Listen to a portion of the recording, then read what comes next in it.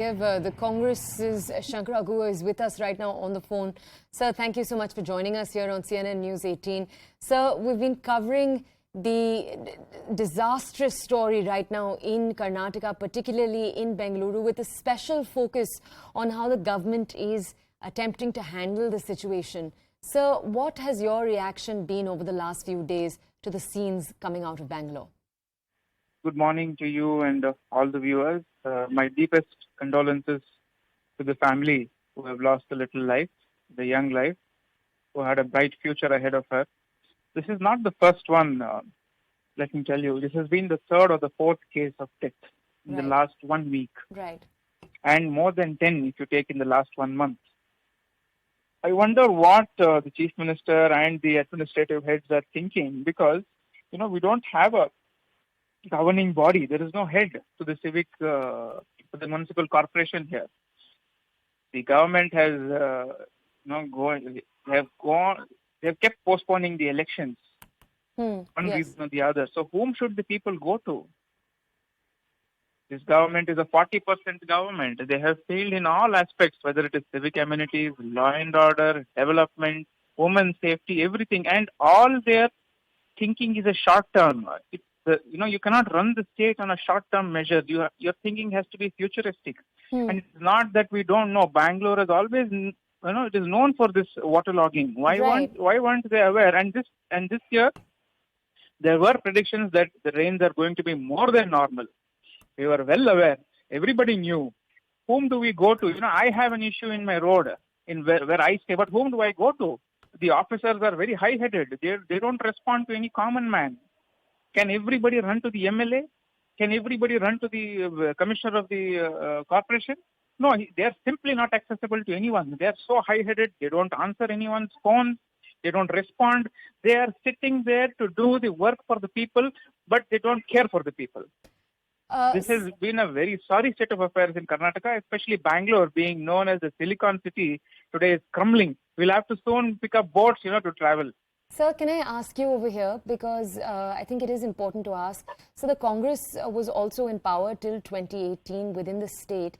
And so therefore, I want to ask you, when it comes to the issue in Bangalore, this is, as you said yourself, a historic problem. The city's seen this over decades.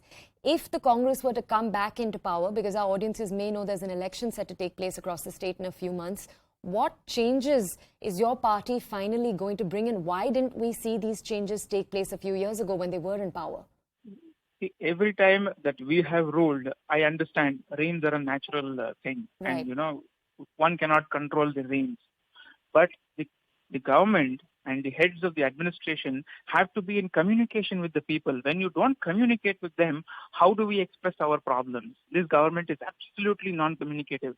They give unilateral decisions and everything is one-sided. When we have been in power, we have always communicated with people. And when it comes to the question that you are asking on what you will do, we are soon going to launch a door-to-door campaign. We are going to people and ask them what they want. It is not what we want to give them. We are going to ask them what they want, and we will come back to them and tell them, see this, look, we have included whatever you have given us. We have taken your feedback. We are going to work constructively. We will give you what you want. This is our efforts. And I'm sure we are going to succeed in this. Sir, thank you so much. We have Brinda Adige. She's a social activist. She's come on to our show before. Mr. Dige, thank you so much for staying with us. I do know you had to wait a few minutes there.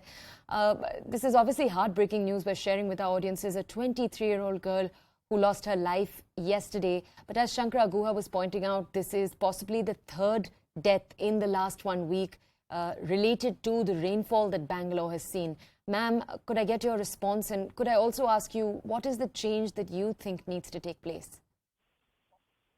Yes, this is a third death and a very, very sad death. We have no words to describe. It is not the rains.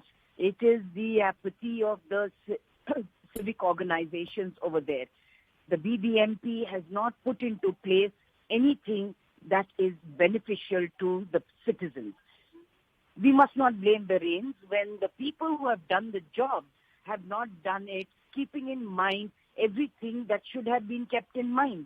The Rajakalavais, the stormwater drains have all been blocked.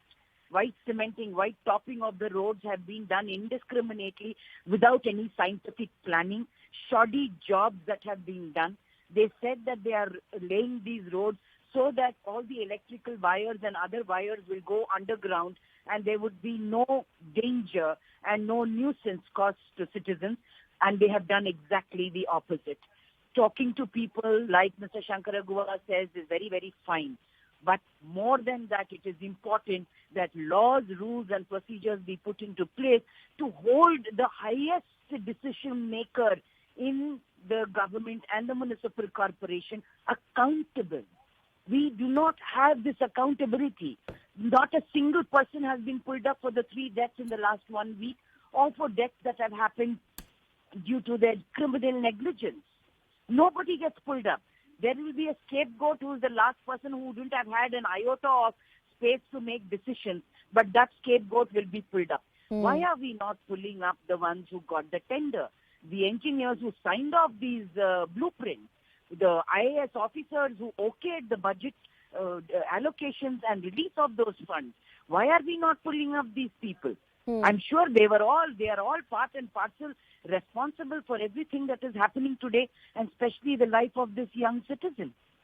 Okay, Brinda Adige, thank you so much for joining us this morning. Thank you for bringing us your opinion on this entire story.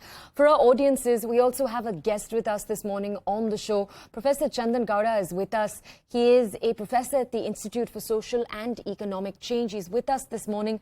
Sir, thank you so much for joining us here on CNN News 18. Sir, I want to understand from you. We spoke right now, as you perhaps were able to hear with Brinda Adige. The key thing she was saying is that there's a need for accountability. Yesterday we spoke to Mohandas Pai. He was saying that there needed to have been a crisis committee that was formed in the last week. Where was that? He asked why the Karnataka government didn't take more preparatory action. And then yesterday we also had Karnataka's key leader from the Congress, DK Shivkumar, on the show. He was pointing blame at the BJP. Sir, I'm coming to you with this question.